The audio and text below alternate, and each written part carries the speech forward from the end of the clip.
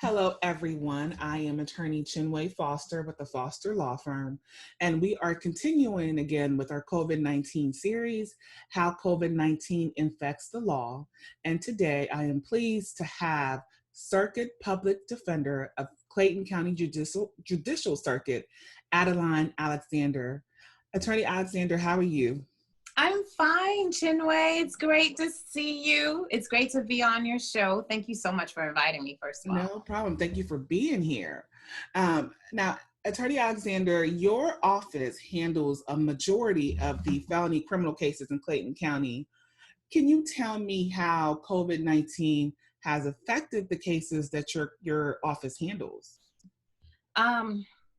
Probably the most impressive way that we've seen a case kind of flow and attention, switch, is that now we're concentrating on those cases where people can be out of jail or should have been out of jail already, but for bond situations but for not getting in front of the court to get the plea that they need to leave. So we are concentrating right now on those cases. Those are the cases we're considering essential.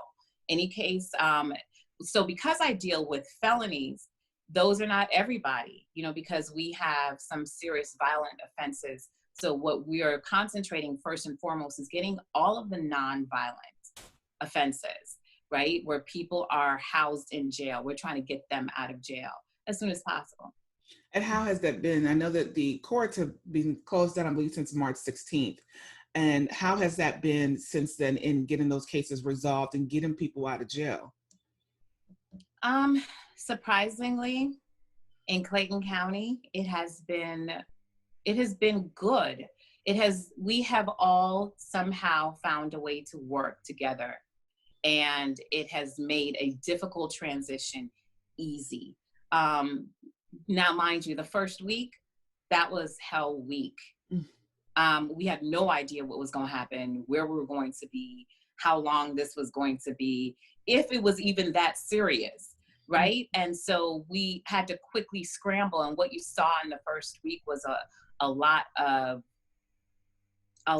movement, a lot of sleepless nights, a lot of people trying to figure out, hey, listen, we had these whole bodies that we were supposed to deal with that week. We had existing calendars that were all of a sudden coming to a stop. Like, we weren't going to have hearings. So my people were already preparing their calendars for the weeks ahead. And now we get there and we were prepared. So what I kept telling them is, hey, just keep going. Just kept the momentum going as far as keep working on those cases you've been working on, right? Let us get with the department heads and try to switch around and make the resources and give you guys the resources in the places that you need to be. Let us make the decision. Let us, you all just keep doing your work. And so I think everybody kind of had that same mentality. Each department had the DA's office. Ms. Mosley told her people the same thing. Hey, keep working. Let us figure this out. We're going to get this figured out. And we did. Everybody worked together. We didn't have time to lay blame or tell somebody else to get it done. Everybody did their part. And when we could come back together, we all made sense. We just keep working together. That's great, because I know the public defender's office, given that you guys in Clayton County represent most of the people charged with felonies in Clayton County, typically I know that it's probably been a difficult decision, the relationship between your office and the district attorney's office. And I know that I've seen you working together with District Attorney Tasha Mosley. So that's great to know that you guys were able to come together like that to basically do what needs to be done during these difficult times. Yeah, I mean, we really don't have those horror stories. You want to hear that of some of what's going on in Fulton County, with the public defender's office there having to actually file suit to get the sheriff's department to release the nonviolent criminals. Now, their office is a little bit differently structured than mine. So I only do the felonies in Clayton County and the juvenile court. In Fulton County, they do the state court and the felony court along with the juvenile court. So their public defenders there are saying, hey, listen, these misdemeanor crimes, misdemeanors need to be out of jail at this particular point in time. The one thing that we know about mass incarceration is it never worked in the first place, right? Never worked. And it's definitely not going to work now, especially when you have nonviolent offenders. If you've got people that are sitting in jail on criminal trespass, they need to come out. Yeah. Because they need to be safe. That's the first thing, is people's safety, and helping people to really be around their loved ones at this time, I think, is incredibly important. It definitely. I mean, sitting in jail for criminal trespass when COVID-19 is going around is pretty ridiculous. And now tell me, in addition to that, what are some of the concerns that you have in talking to your clients who are in jail? What are some of the concerns you have as to how they are being affected being at the Clayton County Jail due to this COVID-19 going on? What are your concerns? The first thing I was concerned about, I guess a whole office, we were concerned with communication and being able to let them know that we remember that they're there, okay? That this thing is gonna be going on. We might be absent from some of y'all for a second, but understand this is what we're doing and this is where we're going. So what we did was, I wrote a letter on behalf of the office and sent it over to the jail immediately. Immediately. It was like in a couple of days after we realized we were really going to be out for a second. And so we just kind of explained that in the letter. Hey guys, this is what's going on out here. This is what we're going to do. We're going to be concentrating on these kind of cases. So if you guys are not those kind of cases, hang on, we're going to be there. We gave them also an option of how to get in touch with us, either through email, which the jail in Clayton County is really proficient at right now. The defendants can actually send email and text messages. Yes. Okay. Yes. Good. Right. So, so we encourage them to kind of send emails first, because it doesn't make any sense to call. And then what we did was, my whole staff is telecommuting. As soon as they said that there was a danger inside, I didn't see that there was any need for us to be in the office. So immediately we started telecommuting. And so our phones are forwarded, and we're returning calls within a couple hours. Every 2 hours, we're returning calls. We're returning emails the same day. So we're trying to stay on top of everything and keep everybody safe. So we told the guys, hey, y'all are going to be safe. We know that you're there. We'll be touching bases with a lot of y'all that are this kind of cases, but the rest of you guys just hang on. We know you're there. That's excellent. So you guys were already set up to telecommute? I mean, because I know a lot of offices, law firms were scrambling. So you guys were already set up for that. Girl, let me tell you, this is when it gets real. So I inherited an office that basically I had to start over from creating a case flow system to even just basic resources, gathering those, making sure that we had it, and setting up a job title descriptions and teaching people their job kind of thing, separating roles, creating structure, organizational structure. So the beautiful thing. Now, when I came into the job, I did not have significant business experience, but I had business experience from running my own practice, right? And I had tried business as an entrepreneur in some kind of aspects, not with managing a whole big old entire office. So I was also careful, because we careful when we don't know what we're doing, right? So I was careful to understand that I had to build a foundation.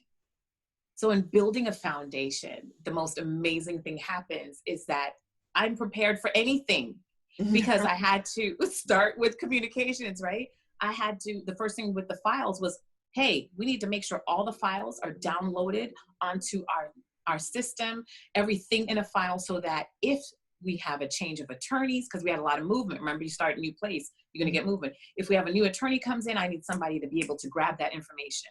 Chinwe, I had no idea that setting up that particular thing would set us up for being able to telecommute and basically have all of our files available on computer. I had no idea, but it was just in doing those things that I had to do to get an office set up business-wise and set up operationally in a way that made sense, like good business judgment, kind of basic good skills, basic good, what do you call it? Good practices, right? Just creating good practices in the first place created a structure that made us ready for this particular emergency. And that's the good thing I keep reminding my staff about. Is like, anytime we doubt, what we're doing, Mm-hmm. what's going on right now with this COVID-19. Anytime we start doubting that, just remember how we got here. And if you can just remember how we got here, you'll remember we can get through, because we got here by just taking on good practices, doing good things from the heart, right? Doing good things the right way the first time. Mm-hmm. Those kind of things were the things that are making the difference now, and possibly are going to be the things that take us through. This third week, girl, we are coasting. We have the telecommuting thing done. We got the Zoom thing down. You know, people are comfortable in knowing what they're doing on a daily and what kind of to expect for the next couple of weeks. Because I think we're going to be in this for a second. And I think this is going to change the practice. Yeah, I think so too. I mean, that's what I've been hearing from the different people I've been speaking to. And, you know, I think anyone can look up Clayton County Public Defender's Office in the history that it had before you came in. I know that I've been able to see the changes. I know that you've hired some excellent attorneys to come in, and I know that you guys are really changing how the Clayton County Public Defender's Office is running. And I'm glad to hear that even with this COVID-19, this could have been a sink, you know, or swim, and you guys are swimming because you kind of had it planned out. So that's really, really good to hear. And I'm sure other offices could definitely use some of the things that you. Well, you know, and I thank you so much for the compliment, but I am also careful to say this, right? I believe God puts you in where you're supposed to be at the right time, all the time, and that he has a particular purpose and calling for your life. And I feel like that's what he did for me with this. But I want to say that, you know, the office was a great office before I got there. Had some good people, because the office is the people, right? Mm-hmm. So had some exceptional people. It was just time for change. Mm-hmm. And the great thing about Clayton County is that everybody, the commissioners, the DAs, the clerk of courts, the chief for the different courts, everybody was so warm. It is difficult to go places, especially in the metro Atlanta area, where you are the new person on the block, right? You're the new kid. Nobody knows you from anywhere. You didn't come up and grow up in the community. But it's rare to get in and have people just meet you like, hey, how do you need help? But that's what I got in Clayton County. So I would say all of those things are the recipe for success. So, you know, like my timing was right to be there. Mm-hmm. Then that's God's timing and how he got me there. And then to be there with the environment of the people that I'm working with mm-hmm. has just made it so that we could write that. Because Chinwe, I had no plan except for that I knew that I wanted to work with young people, mm-hmm. young lawyers. I wanted to reinvigorate, in particular, public defenders. I wanted to show us how awesome we are, because look at you, look at every great lawyer we know, right? Mm-hmm. Most of them started in the public defender's office. It takes a personality that is so unique, and the working situation that we have to do too is one of those incredible things that just makes gladiators. And so I talked to them about being gladiators. So I wanted to encourage young people to be passionate about criminal law, because it's one of the few places, defense-wise, right? We're worse than teachers. We get paid very little mm-hmm. and get no respect. At least we like teachers. So that was important to me to be able to do that. And then I wanted to make an innovative office. I think it's time that law, the practice of law in general, but mostly the public defender's office, that we had a different kind of image, right? Mm-hmm. That we really represented the people I believed I worked with, which were always very creative people, right? Every public defender is incredibly creative. Mm-hmm. We've got these side hustles that we do that are really expressions of our personalities. And we've got these big old great hearts. But I wanted us to be on the forefront. I wanted people to start seeing this. So it's interesting, Brian Stevenson's book, I read it and then saw the movie. Why is the title escaping me at the moment? It's a movie by Jamie Foxx and Michael B. Jordan, and I can't remember the title either. Not something, but I know what you're talking. I know what you're talking about. You will interject the title here. I will put it in there. But that book to me was perfect timing and the movie for how I feel about who we are as public defenders and how people need to see us. So I feel like it's time for people to see the public defender's office. And, you know, I'm not ashamed about being seen and being out there and about telling people how good we are and how much work we do, because the habit of us as public defenders is that we don't like to be seen. We like to do work, you know, from the ground level. We want to be in the trenches, and there's no glory in the trenches. There's just work in the trenches, right? But I think it's time for people to see us and to see what we're doing. And so I don't mind telling people what we're doing and being out there and being on and saying, hey guys, this is the public defenders and this is what we're about. So it's atypical for a public defender to be all out. But I feel like it's time. So everything in the energy of everything that's going on, I think it's time, and it's time for us to have an innovative office that is not only zealous advocates for your rights, but also we do work in the community. So we have this great idea, and I know I'm talking a lot, but when you start asking me about the public defender, girl, it's exciting. I want to hear about it. When you start talking to me about being a public defender, there is nothing better. And so one of the things that we have that's innovative from any other public defenders in the whole world, I say that, and all my people will be like, Addie, can you please fact check, because we don't think you're telling the truth, but I believe so, is we're going to have this concept of the office called the center.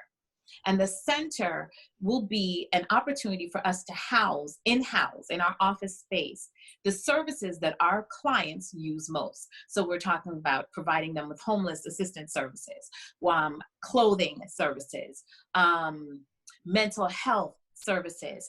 And so what we want to do is house the people there so they will have office space, dedicated office space to a personnel or a staff member from there, so that you can conceivably, the courts can send people over to us and we say, hey, go down there and talk to them. Or when our people come in as clients and working on their cases and we find needs, say, hey, listen, go across the hall, go see, you know, the center, because we think we have some other ways to help you. Because what people don't understand about public defenders, we don't believe in getting off everybody. We are not here to put criminals back on the street. We are not here to make it unsafe for anyone. We have to live with people, right? What we do is we want to make sure everybody, and when I started out was make sure Black male, I want to make sure everybody has access to fair justice. Right? And that's what we don't see when we start putting in money. When we start playing with money, and we play with people's lives. And I'm not about playing with people's lives. We are here to be advocates for people, poor people who cannot afford to hire a lawyer. So that means they're supposed to have the same access to justice as a rich person. So that's why I am here. And that's why I believe like timing is everything. And I want to be upset about this COVID thing, but I can't. I can't, because when I see how the timing of people who are doing the right thing, that it's starting to come, and we have grace. We're going to be okay. We're going to survive this. I have faith in that. But I feel like all of this is necessary timing for us to focus. That is really great that you can see a positive, because when people hear about COVID-19, it's scary. Everyone is anxious. Everyone is kind of depressed because no one knows when is this going to end, what's going to happen. So that's really good that you could pull a positive, something positive out of that. And I'm sure that your employees as well as your clients really appreciate that. So I guess in the same aspect, so that's kind of how you kept your clients positive and in good spirits, right? Yes. I mean, you have to. I feel like you always have two choices, and you only have two choices, right? You're going to be happy or sad. That's it. There's really no in between. You only have two choices. And so, and every day I have to tell myself, in every situation, you only got to be happy about it, be sad about it. You can find tons of reasons to be sad about it. But if you remember that I'm here, right? That we're out here. We still remember that you're sitting in there too. We haven't forgotten you, but we're just going to handle this emergency right quick. Then it makes you feel better, right? It's just a second. It only took me a second to say that to somebody, to not have them stressing. And I feel like that's the responsibility. Ultimately, responsibility is for us to reinforce each other. Mm-hmm. To keep telling you it's okay. That's good. So have you guys been, and you mentioned emergency hearings. So the judges, you guys have been doing Zoom hearings in Clayton or teleconference hearings? We've been doing all Zoom. Basically, I think the county about the second week out decided, well, the courts decided we need to go get our contract, because what we were doing, when I tell you, it was just, we just tried everything, is one of the judge, myself, the DA, and one of the judges were like, hey, let's try the Zoom thing and see if we can actually do anything. And then we actually held our first hearing within the first week of the emergency. By that Friday, we were magistrate court was already back up and running in some aspect. And then by the second week, the courts wanted to try Microsoft. Didn't work, but like for 2 days. But that's great though, because we went right back to Zoom. So now we have a whole account with the Zoom, and I hope that we keep this afterwards. I hope that this is something that becomes a part of the court, that we can have a lot of these hearings by Zoom. It's efficient. Yeah, I agree, because I know having to go to court sometimes, drive to court just to make an appearance, you know, a lot of times. Just to say, I'm not doing anything right now. I'll be right back. Exactly. Next time. So are all of the judges in Clayton County set up with Zoom and they are all set up to do it. Mm-hmm. We have all on board except for one, but we believe that he's coming around. He'll be fine. He's going to be doing it in the next week or so. Okay, so you think basically everything can, not everything, but most things, of course, not a trial because you need a jury there. I don't think we're there yet where we can have a Zoom trial, but basically everything up until trial, you guys are able and are handling it teleconferencing via Zoom. Yeah, we're doing bond hearings. We did prelim hearings. And remember, prelim hearings now are almost like a trial. Mm-hmm. And we're doing prelim hearings with the officers at a remote location. I mean, honestly, this Zoom thing is so efficient that I actually think you could do a jury trial with it. You could have them either separated or have them all in one room and just watch it. Really? Now, I don't know. Listen, you don't think that would be better for evidence? You know how we have to have these sidebars? Mm-hmm. And you know, everybody's listening in our sidebars. They can hear us. The jury can hear us talking. And I make facial expressions all the time to tell the jury exactly what happened.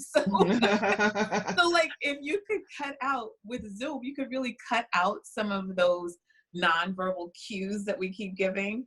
And it would be interesting to see, but I think you could.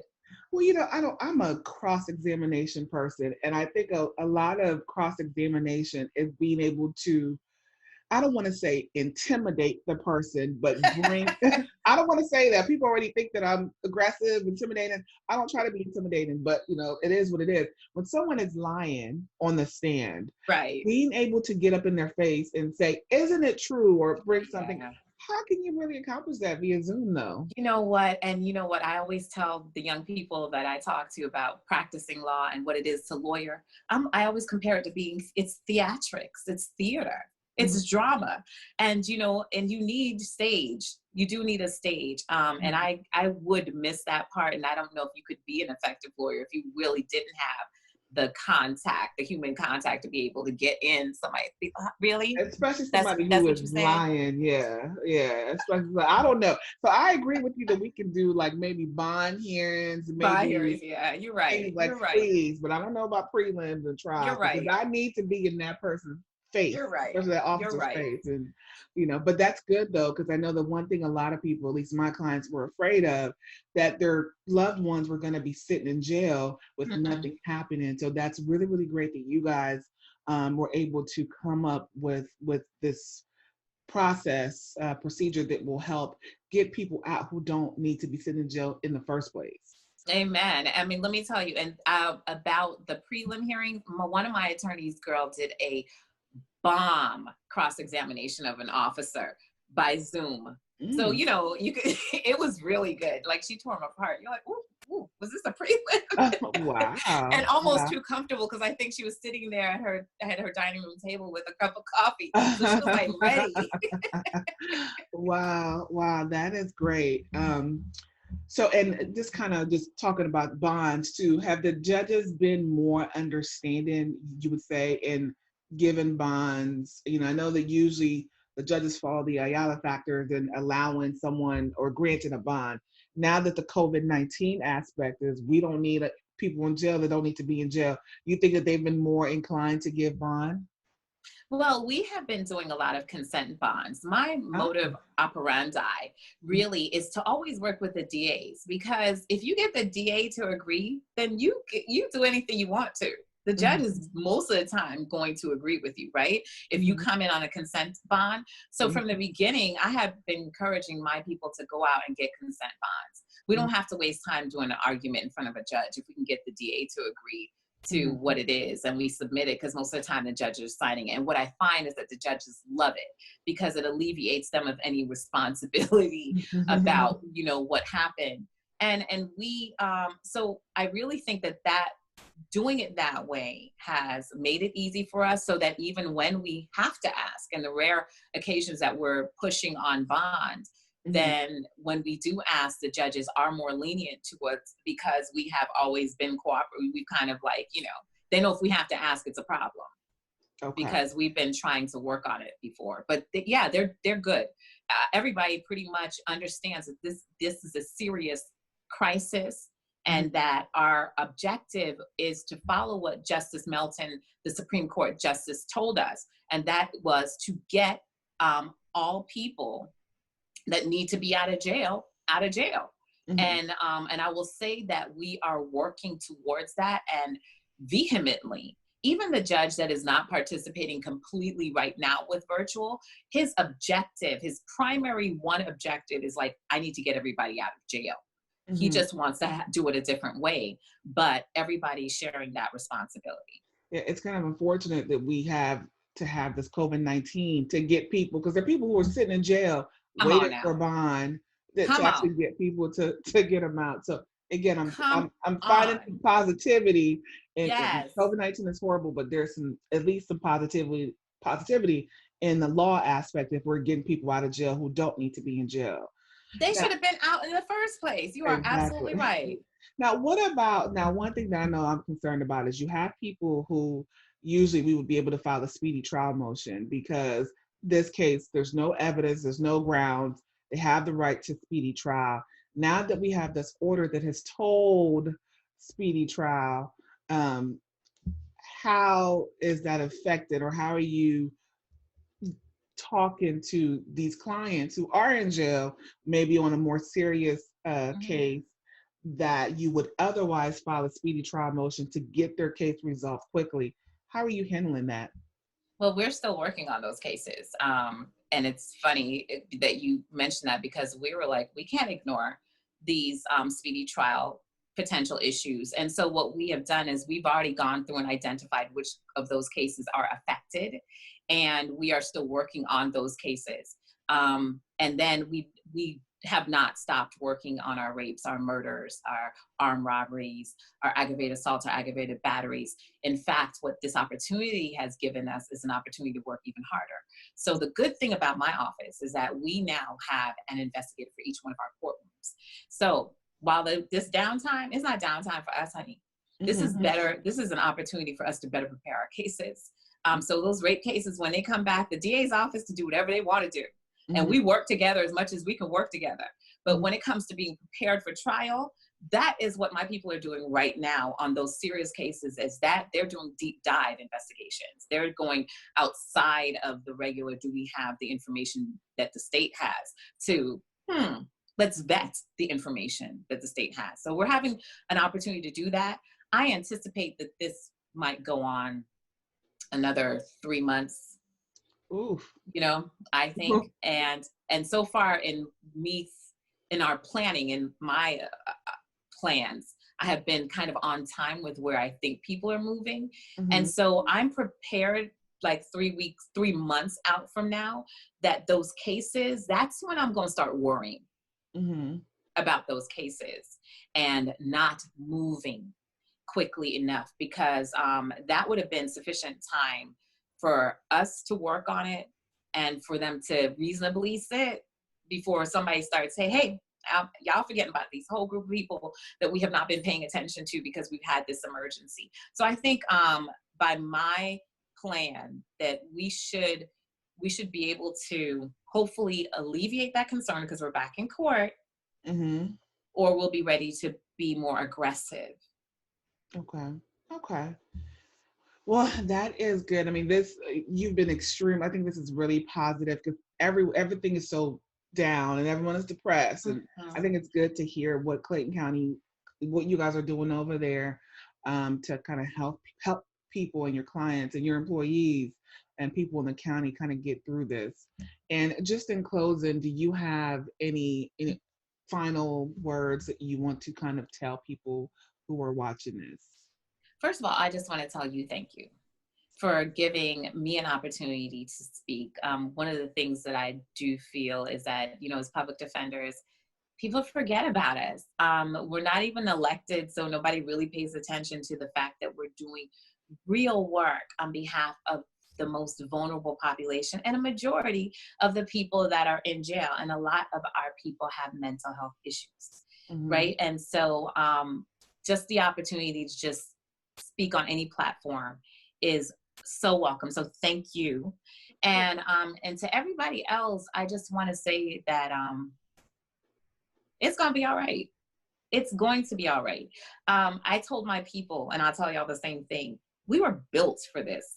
As public defenders, we come from a sordid background of true believers that are often the most traumatized in one way or the other. And we do this because we love people and because we survived. And so we are survivors. So this should not be new to most of the people that are out here in the world. A lot of us, all of us have been impacted by something that has caused us some kind of trauma. And it seemed like we were never going to get out of it and we're never going to survive, but we're here. And because you were strong enough to get here, we're strong enough to get through this. So I just want to tell everybody to keep working together and stay positive. Thank you so much. I mean, I think in addition to being a circuit public defender, you probably could have been a motivational speaker as well, because Girl, I preach. I be preaching to them in staff meetings. You are wonderful. Thank you so much. Thank you so much. All right, take care. Thank you. All right. Again, we have Circuit Public Defender of Clayton County Judicial Circuit, Adeline Alexander. Thank you so much, and we'll talk to you soon. Bye, y'all. Thank you again to Circuit Public Defender Adeline Alexander for joining us today for our COVID-19 How It Infects the Law series. I am attorney Chinwe Foster with the Foster Law Firm, where we specialize in aggressive and effective legal representation. Thank you for watching.